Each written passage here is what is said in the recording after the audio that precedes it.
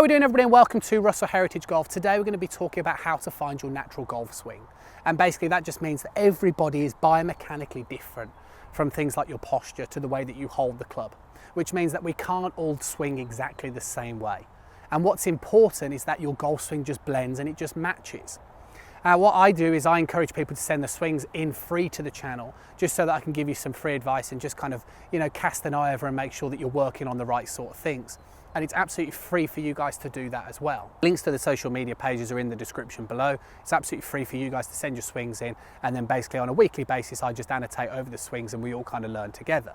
What's important to understand before we kind of get going into this is that, and I will talk about this in more detail as the video goes on.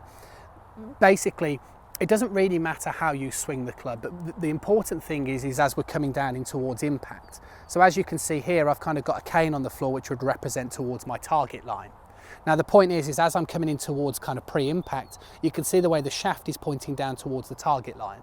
This basically means the club is on plane, which means the club can work on the correct sort of arc and keep the club face square. And in a nutshell, that's basically helping you get things like your club path and your descent angle and just a basic understanding. I will talk about that in more detail, right, on a future video, but today I don't want to get too distracted from more the simple things about making awareness as to what you should work on. So my point is that even if you swing however you swing, even if you hold however you hold the club, the thing that we all have to adhere to is that we have to be able to get the club coming in on the correct sort of club path to give you the best sort of chance of hitting the ball straight. Now what you can also see is that I've got a shaft sticking in the ground here, right, just to kind of roughly resemble like a three-dimensional axis that we kind of swing the club upon. So that's going to be the 3D version of that. In essence, it's exactly the same thing, but it's a nice thing to refer to during the video. The first thing to talk about is going to be the grip, okay? What happens in the golf swing is that basically to be able to keep the club on plane, like so, the forearms need to create an element of rotation. Now, if you grip the club orthodox, right? So we just talk about that. That basically means, and again, I'll try and talk for our left-handed golfers lead and trail arm, but forgive me if I start talking left and right arm, it's just a bit of a habit. Point is on the grip, what you want to be doing is on your lead arm, you want to be gripping the club in the fingers, right? And get the heel pad sitting on top. This creates your ability to be able to do things like create a wrist cock. So that's important. We never really want to grip the club in the palm on that lead hand, okay? But aside from that, basically what helps us keep the club on plane is the amount of rotation of the forearms, okay? And basically that just means you can see the way my shaft is roughly parallel towards this one, or it's pointing down towards my target line. That's what we class as being on plane. Now, what happens is that if you grip the club orthodox, right? So you grip the club in the fingers, you get your lead hand sitting on top of the club. And if you hold the club out in front of you, the suggestion would be that you'd see anything between 2 to 3 knuckles. Now that means that as you look at me from face on, you can see my watch face is pointing roughly down towards the target. Now what would happen if I solely do it left hand only is for me to be able to get the club on plane, you can see the way my watch face has to point more up towards the sky, which means that there's an element of what's known as a pronatory movement around the left forearm to help me keep the club on plane, okay? Now, let's say I chose to grip the club stronger because it just feels better for me, okay? Now that basically means that again, I grip the club in the fingers, but this time I'm going to kind of, show more knuckles on this lead hand. Now what you can see is that my watch face is now no longer pointing towards my target in the setup position, because technically what's happening is I'm already creating a pronation movement of the left forearm. And what this means is that as I now swing up towards the top of my backswing, I therefore no longer need to create a rotation around the left forearm to keep the club on plane. And that's one of the first things to understand for one of our golfers who would grip the club what was known as slightly stronger, is that if you're still going to try and create a rotational movement, then all of a sudden the shaft is going to start to become too horizontal and you're going to become off plane. If you chose to adopt a slightly weaker grip, then obviously therefore you're going to encourage kind of more rotation to be able to keep the club on plane. So aside from the amount of rotation that would occur with the grip, the other thing that happens basically when you make a choice on your grip is that it will change the angle between the shaft and the left forearm. So basically if I grip the club, should we say potentially stronger, then this angle may potentially increase. If I grip the club, should we say traditionally more weaker, which means the club shaft is getting closer towards my palm, then this relationship is straighter. Again, does that matter? I think it probably does, and I'll talk about it again in more detail when I start to discuss things like the release pattern and other things in the golf swing, because again, you need to kind of understand what biomechanically is going to suit you. But that's just another thing to just be observant of, is that depending on which grip choice you make is going to increase this angle. And again, it's going to be an important thing if you're kind of being told to do something in that through swing which biomechanically doesn't suit this relationship here. So understanding the grip is important because you would naturally do these sort of movements, okay? You wouldn't have to think about it, but it's important as a basic to understand that that's what the grip is influencing. Carrying on very much discussing the left arm at the moment, your left arm in the golf swing is going to do kind of elevation, and it's going to work to the side of the body. Okay, that's the general functionality of what the left arm is going to be doing. Now, however high you choose to swing your left arm, or however low you choose to swing your left arm, is absolutely up to you, right? Now, you might find there are physical limitations in here, so there might be tightness in things like lats that struggle a golfer from being able to swing up really high. Therefore, you might be more comfortable swinging flat. But there are great examples of tall golfers who swing very high, and there's very great examples of golfers who swing much flatter. I normally suggest for an amateur golfer that I would kind of be on the oar of caution of swinging a little bit too flat.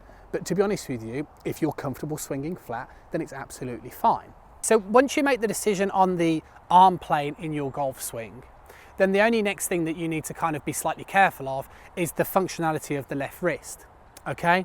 Now, basically what happens, the way that we hold the golf club, there is always going to be a natural wrist angle like so when we set up.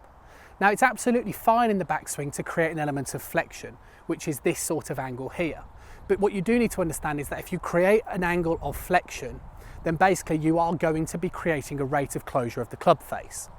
Now, that might not suit every golfer. So all I'm going to talk about now is that if you grip the club orthodox and you rotated the club onto plane, then you would still have a natural sort of element of kind of extension in the back of the left wrist at the top of the backswing, which is why the best sort of indication for where the club face should be is it should be parallel towards your forearm. Okay, because obviously what would happen is if I grip the club stronger, it would perceive that I've got more extension in the back of the wrist just because of how it started. But again, we can see the way the club face would yet again still be parallel towards my left forearm. So if you're going to go with just a, should we say, an orthodox method of keeping the club on plane, and you're just going to kind of not create a rate of flexion so that the club face can, should we say, be square, then the best indication is that the club face should be parallel towards the back of the left forearm. Now, depending on how you grip the club will depend on how much angle is actually created on the back of the left wrist. The only time you do need to be careful is that if you adopt obviously a orthodox grip and you start to create a extension, you can see the way the club face is not the same angle as my lead arm. And that would basically mean the club face is too open. That's a common problem for golfers that slice the ball. So as long as the club face is parallel towards the back of the left forearm, or if you want to create flexion, then the club face is going to be much kind of, should we say, more closed, then those things are absolutely fine. Again, they're your choice. I know this video starts to become a little bit kind of more complex in terms of there's so many different variables, but what I'm trying to suggest so far as a good guideline is that as you're swinging up to the top, before the club goes onto a parallel position, a good reference point is that you're always trying to keeping the shaft pointing down towards the target line. Depending on how you hold the club will determine the angle on the back of this wrist, but you're always trying to keep the club face parallel towards the back of the left forearm. If you swing on a flatter arm plane, the club face again will be perceived to be more closed, but it's still parallel towards that left wrist. If you decide to swing on a higher arm plane, again, you can see the way now the club face appears to be more open, but again, it's still the same angle as the back of my lead forearm. So my point is that if you it's absolutely fine to create flexion, but it's absolutely fine to not create flexion as well. So it's not something you have to do. And that's where I think it's important that in the backswing position, talking solely about the lead arm at the moment and the grip is what will determine how it looks. And I think those things that I've highlighted so far are the best sort of things to look for to see whether you are on plane, and you might not necessarily need to make the changes you generally perceive. And that's why I think most golfers struggle. Golfers struggle because they might swing flat with a strong grip, and then somebody says, oh no, your left wrist is too much this way, and then you're kind of forced to create flexion. The face becomes really closed, and then all of a sudden you have a real strong problem getting any sort of consistency in the downswing. So remember, that's what this video is about. It's about helping you people self-educate so that you have the best sort of chance that you know what you're looking for. Talking about the right arm in the backswing is just going to kind of, yes, the forearm will create an element of rotation, but generally it's just going to help support you onto plane. So again, if you choose to swing quite high, your right arm is going to be helping you push the club up onto that higher arm plane. Now, if you choose to swing high, you can see the way my right forearm is more horizontally placed. If you chose, like Hogan, for example, to swing on a flatter left arm plane or lead arm plane, you can see the way the right forearm then becomes more vertically placed. So sometimes when I talk about drills on the channel, exercises about things like stretches, people get cautious about, oh, isn't that going to create a chicken wing? Well, the chicken wing you might look like you have a chicken wing if you swing on this arm plane, but that's only because that's naturally helping you keep the club on plane. And what's also important to understand the backswing is the amount of angle on the back of the right wrist. So again, if I choose to swing on a flatter arm plane, okay, then the back of my right wrist angle is going to increase to help me keep the club on plane, okay, on this sort of angle here. Again, if I choose to swing on my left arm on a higher arm plane, then the back of my right wrist won't necessarily need to be as much in hinge. And I just think in terms of the backswing position, that's the best way to understand what is going to suit your game. Like I said earlier, you can choose to create flexion if you want to, and you can choose to increase these angles. But you know, if you feel like you're somebody who's struggling to do that, then hopefully this video will start to explain that you don't necessarily have to do it. Now, I think those are the biggest things to talk about today, because I think the backswing is where most people get misdiagnosed. What I'm going to start to talk about is a little bit about the downswing. Now again, using our plane line, you've got a couple of options in the downswing. You swing up to the top, and just for example, I'm going to go back to a relatively orthodox position. And then what you can do is that you can come down, if you like, typically on plane. So you can see the way the shaft angle as it comes down is that the shaft is kind of parallel towards the angle that I've got here, and it's also pointing down towards the plane line. This is absolutely fine. What you can also do is that you can create a shallowing. Now this basically, again, it means that the club is not necessarily pointing directly at plane, but this is one of the things that is absolutely fine to create as well in the downswing. Arguably the benefit of this means that you can get closer to plane coming down than coming down on a single plane like so. And I think this is where, when I've done videos in the past, people say, oh, you know, you've got to have this sort of plane. I think plane is a really good reference, but it doesn't mean that there's like one single plane that you have to adhere to. You know, and we've seen an example popping up on the screen of a golfer who kindly sent their swing in on Instagram to me, and you know, he said, 3 handicapper, going to try and get down to scratch this year, what do you think?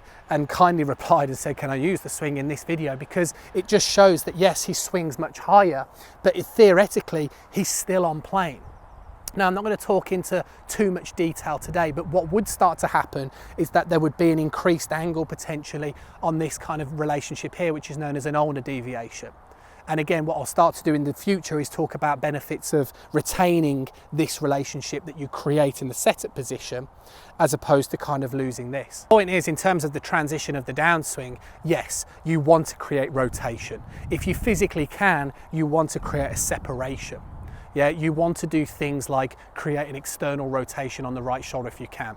What I will talk about again on a future video is for golfers that physically can't do those things, what's the best alternative, and I will put that out.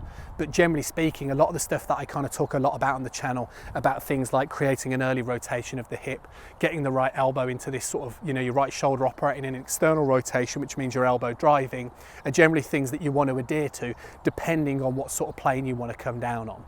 Although if you come down this sort of plane line, it might look different to this plane, but in reality, I'm still doing the same sort of things, which I think is important to understand. Finally, just leads us into impact, and then also going into the release. Again, impact would look potentially slightly different depending on the grip, and so would the release, and also the impact would look slightly different depending on whether you've chose to create flexion.